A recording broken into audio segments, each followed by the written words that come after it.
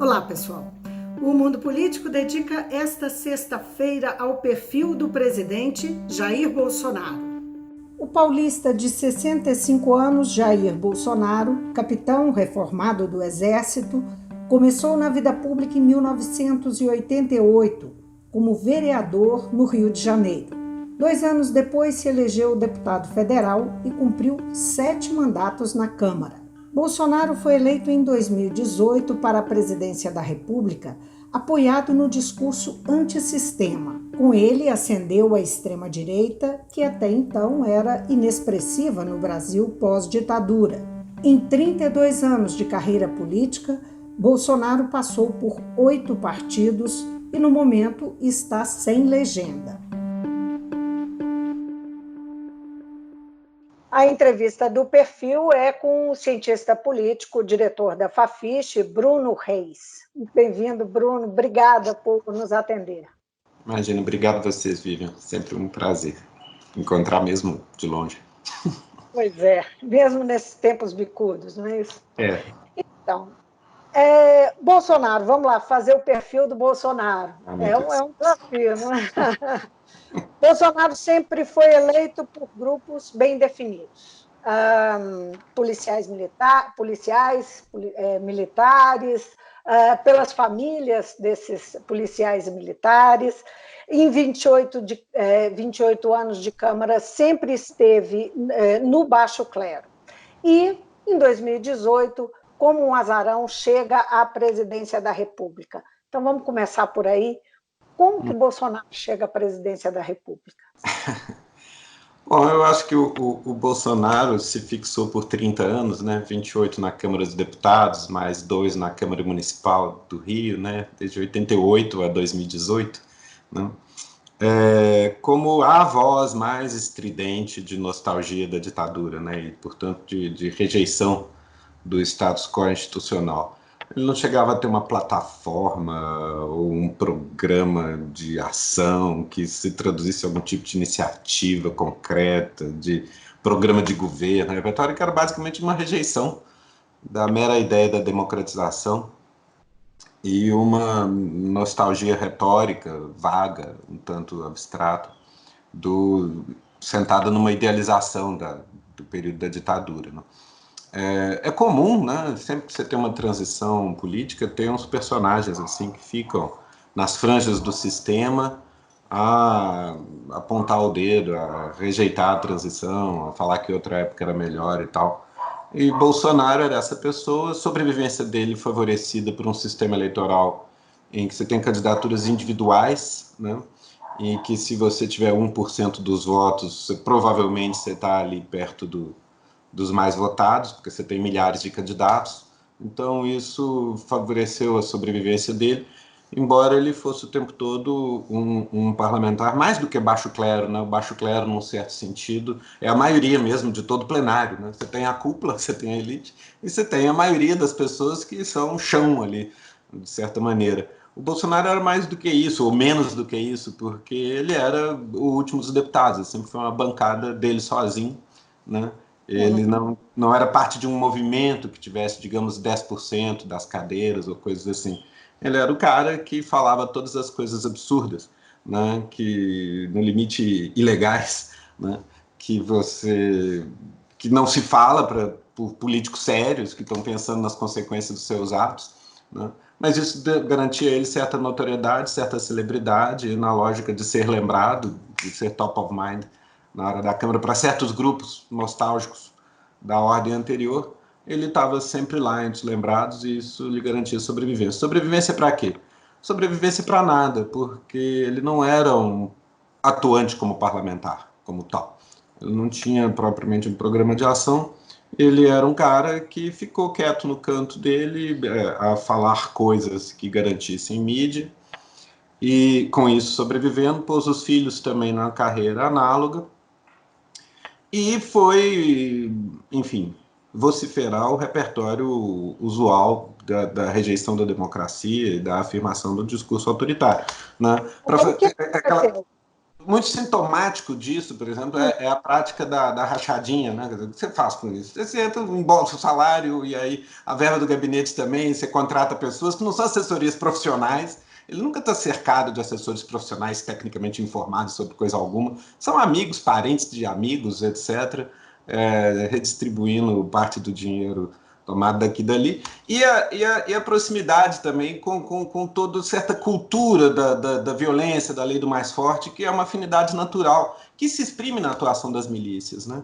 Daí que é o locus natural dele. O Flávio Bolsonaro atuando está sempre homenageando milicianos, e o repertório político do Bolsonaro no poder é uma tradução mais ou menos crua, não elaborada disso, dessa expressão de certa lei do mais forte, da rejeição de tudo que é instituição, de tudo que é a conexão de um rito, de uma rotina, de uma prática, de uma política, de uma norma para a consecução tecnicamente esperável desse ou daquele objetivo coletivo e tal. Aí ele fala, não, isso atrapalha, então libera agrotóxico, libera fogo, né, tira radar da estrada, tudo que for um meio racionalizado, organizado, implementado pela administração pública com respeito a um certo fim e tal, é uma atrapalhação, né, da expressão crua enfim, grita mais alto quem tiver mais força e prevalece e ponto. É isso que ele faz. Essa figura isolada politicamente, ele foi isolado politicamente durante vários anos, não é? Mais pelo menos 2 décadas, e digamos que, pelo menos olhando assim, não é? Como um eleitor comum, ele ascendeu, de repente, ao cargo mais alto do país.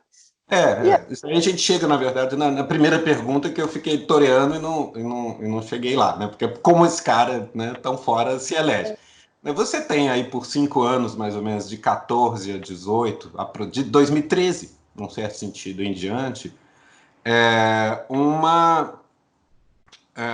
uma desconstrução da legitimidade do sistema político na imprensa que é feita com muita naturalidade, né? Assim, todo o noticiário político ao longo de 5 anos é estritamente dedicado à cobertura unilateral chapada da corrupção da política, né? Como uma jornalista uma vez me lembrou, quer dizer, a arte que decorava o fundo da tela no Jornal Nacional para o noticiário político era o esgoto, né?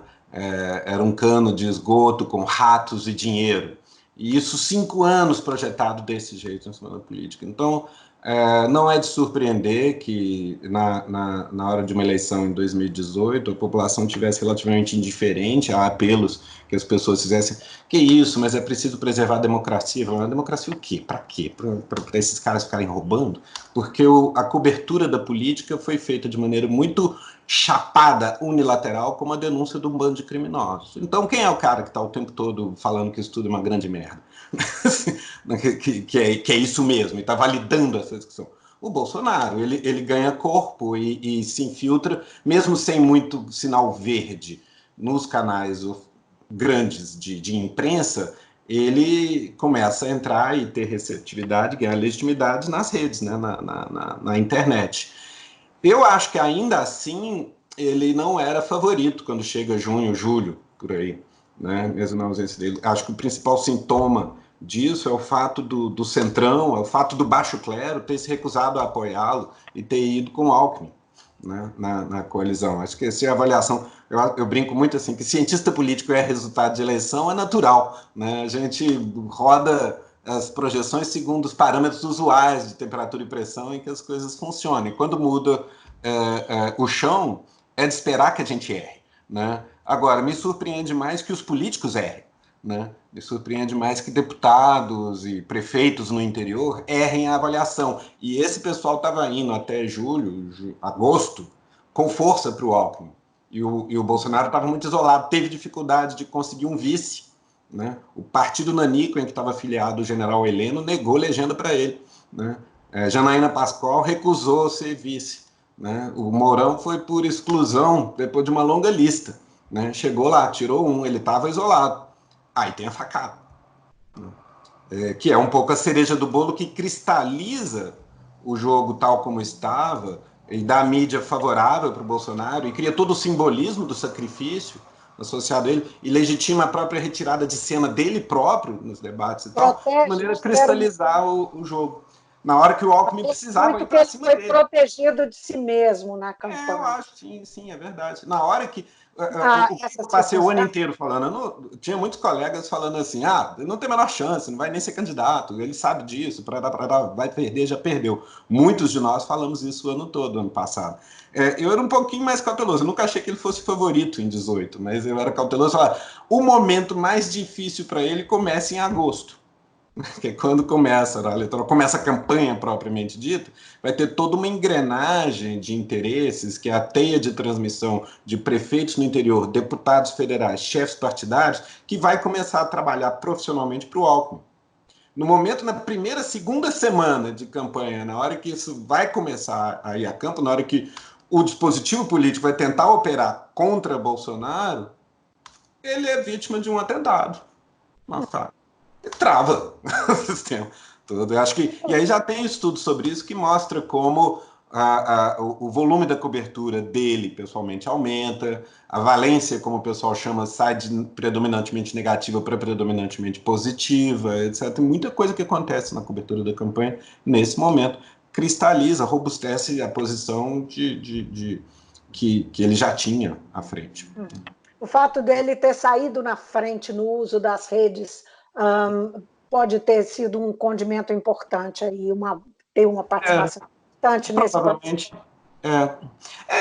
É difícil reconstruir, a gente ainda não tem clareza como as coisas inteiramente funcionam nesse Novo Testamento, nesse admirável mundo novo da nova mídia, né? Mas ele, como um cara que certamente nunca foi mainstream, nunca teve no centro do sistema político, ele tinha relativamente pouco espaço, devia estar receptivo.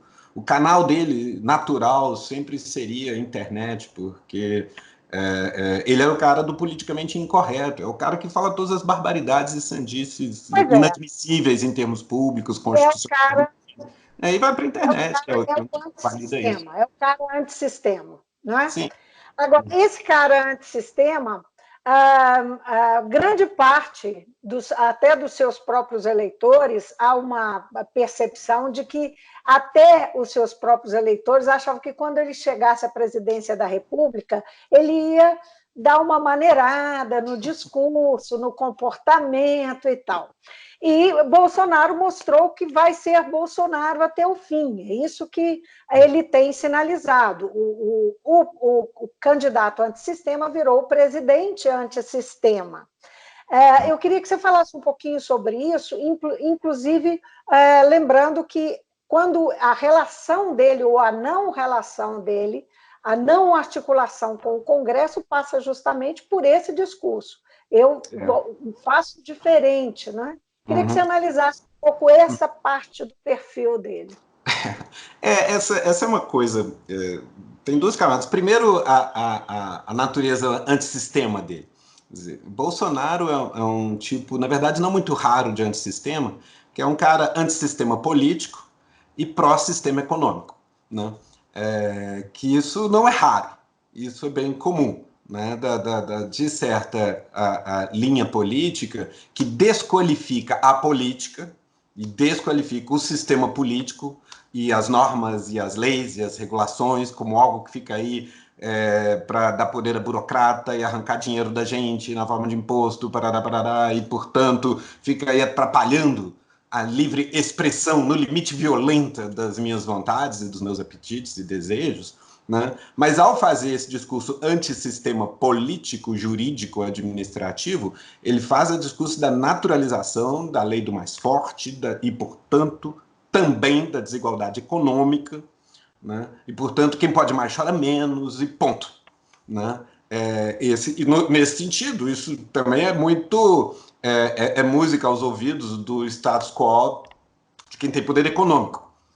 Então, quem tem poder econômico, em princípio, é simpático ao discurso de qualificação, limitação e freio da legitimidade do sistema político que se cristaliza em normas jurídicas que estão em pé para assegurar direitos iguais para todo mundo. Ponto, né?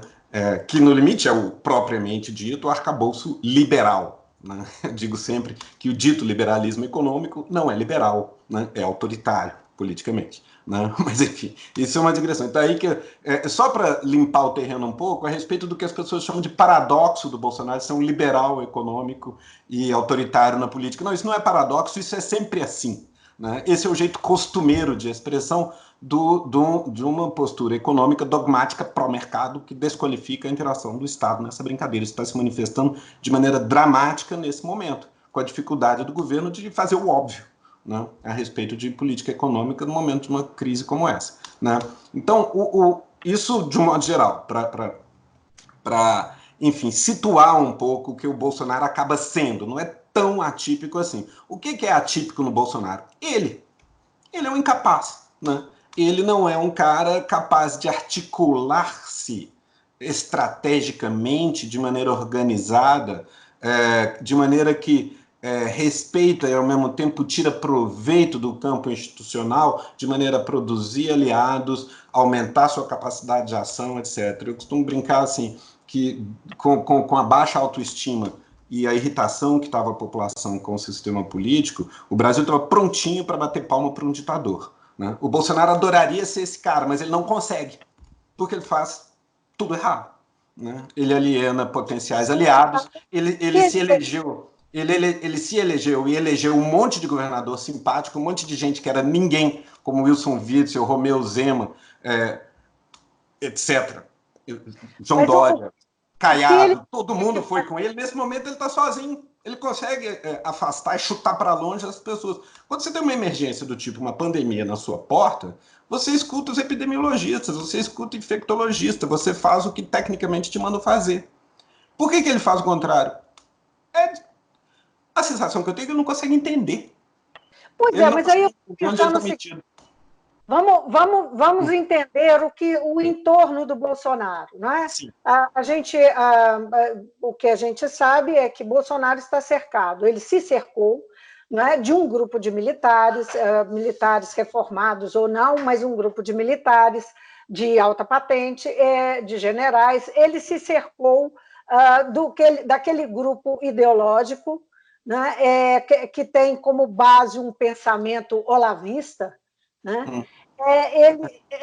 E tudo isso era estranho à normalidade do poder no Brasil, né? Nessas últimas décadas, era tudo desconhecido, ninguém conhecia, nem tinha ouvido falar disso. Ele se cercou também dessas pessoas que se elegeram com ele ou que ele ajudou a eleger. E você está dizendo que ele afastou todo mundo. Há, nesse momento, uma discussão sobre o isolamento dele.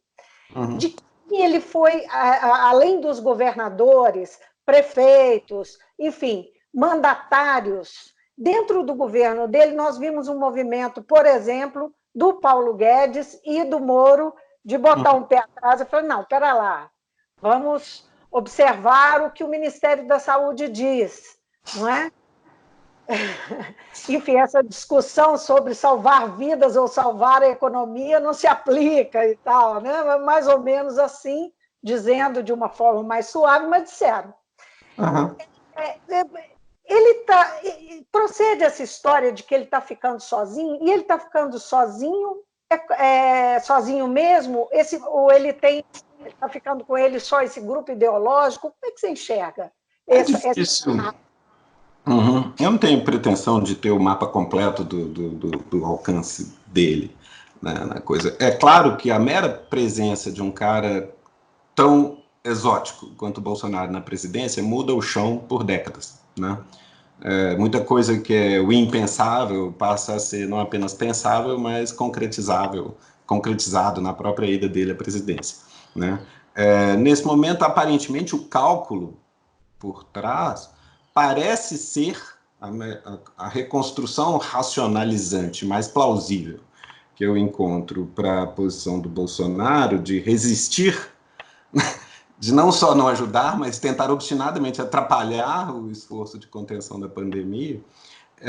Parece ser a ideia. Bom, isso vai ser muito ruim, vai ter uma mega crise econômica, sem dúvida, pelo mundo todo, né, nesse momento. Então, isso vai cair no colo de quem estiver governando. Então, eu vou bater duro na estratégia de resistência e de isolamento das pessoas para falar que é importante salvar a economia, e quando vier a crise vou poder dizer, não falei, e a culpa foi dos governadores. Né? A única reconstrução que parece ter começo, meio e fim nessa coisa. Agora, tem que tomar cuidado no esforço de normalização do Bolsonaro, porque esse é um cálculo monstruoso.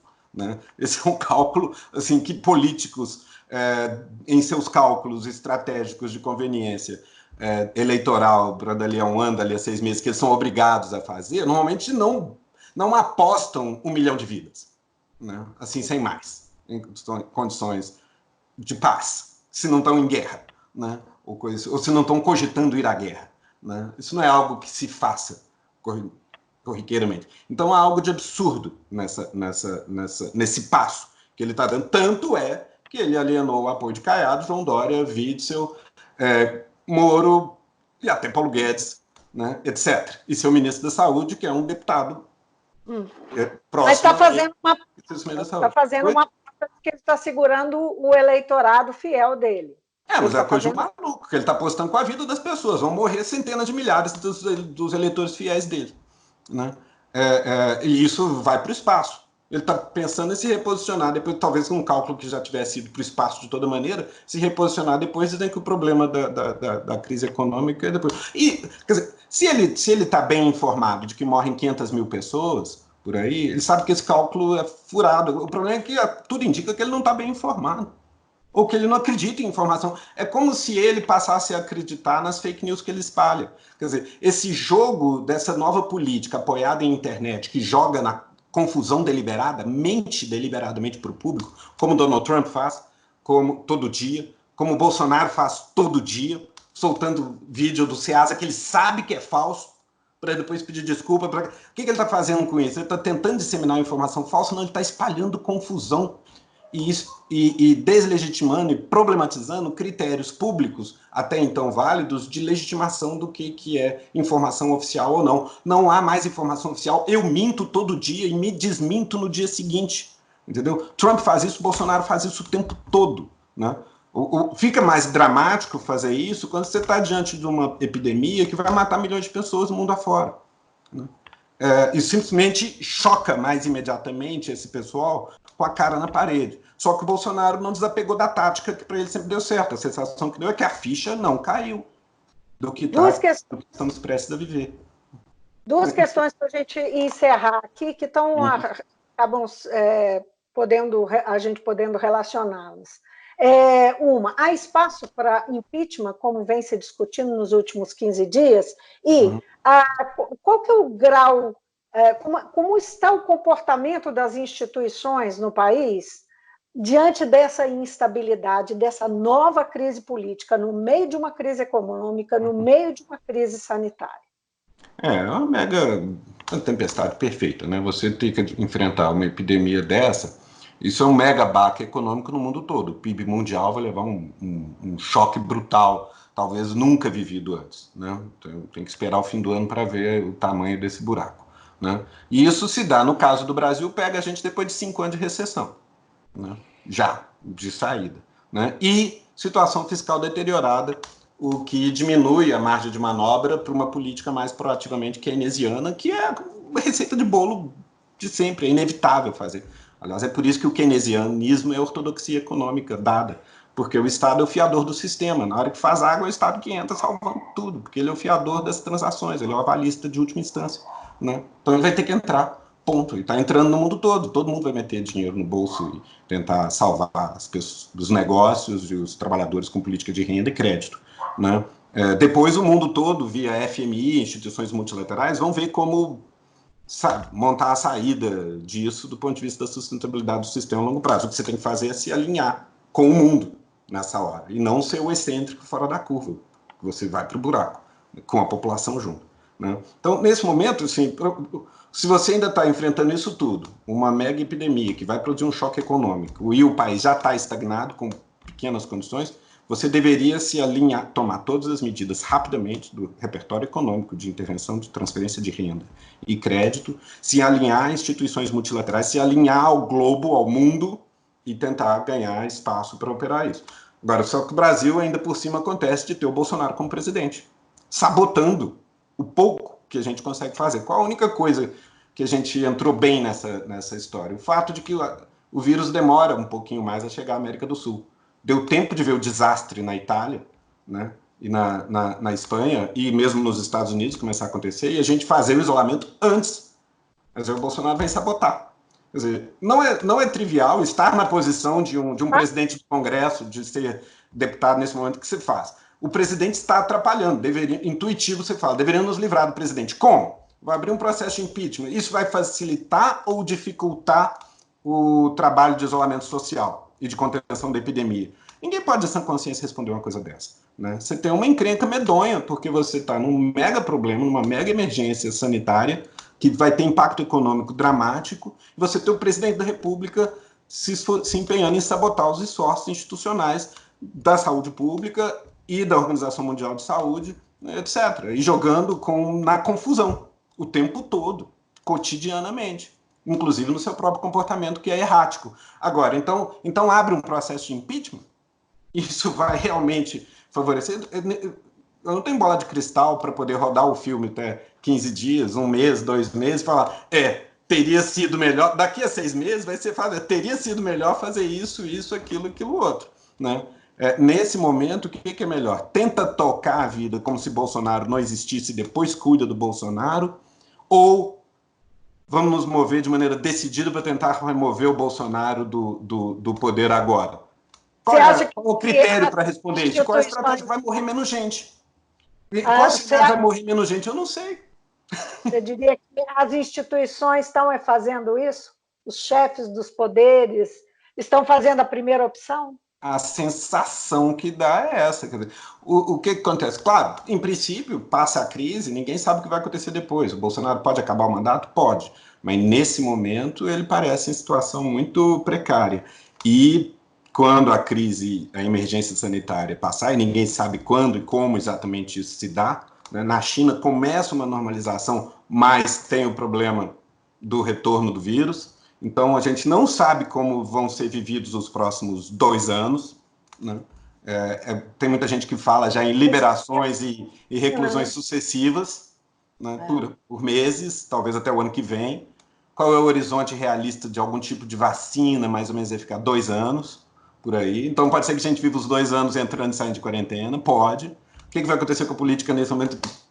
É um imponderável completo. Então, nesse momento, a sensação que dá é o seguinte: temos uma emergência e as autoridades estão tentando centrar fogo na emergência. O governo, na política econômica, o Bolsonaro tumultuou o processo da maneira que pode e conta com isso, com os terraplanistas, né, que acreditam na confusão, que são parte da massa de manobra pela qual essa estratégia de fake news de Trump e Bolsonaro se viabiliza, né? Mas isso tende a ser mais ou menos residual na cena política, embora num cenário como o do Brasil dos últimos anos aumente um pouco na sociedade, né? Mas vai ser minoritário, né? Sempre. Então você vai ter esse presidente apelando a esse canal direto o tempo todo. É difícil ver o day after, porque você vai ter uma mega crise econômica e o trauma das mortes de milhares de pessoas. Então, eu vejo ele fraco. Eu vejo o Bolsonaro muito fraco no pós-crise. Mas é muito difícil enxergar o cenário do pós-crise para saber de quais as condições que vai ter o sistema político de se mover de maneira mais resoluta rumo ao impeachment ou algum outro tipo de solução, né? Nesse momento, sem especulação mesmo. Nós aqui vamos fazer a nossa parte, né? Vamos sobreviver. Estamos disciplinadamente alinhados com as instituições, com esse receituário que vem do sistema multilateral, Organização Mundial de Saúde. Obedecemos, tentamos fazer o para casa e manter, no meu caso, né, professor do FMG, manter a instituição funcionando. Estou aqui de diretor de faculdade à distância, milhões de processos pelo computador, trabalhando muito, né, num ambiente diferente, né? Bruno, muitíssimo obrigada, viu, por nos atender mais uma vez. Eu que agradeço, lamento a circunstância. Pois é, mas a melhor quarentena possível para você. Um abraço. Para você também, Vivian, sua família toda.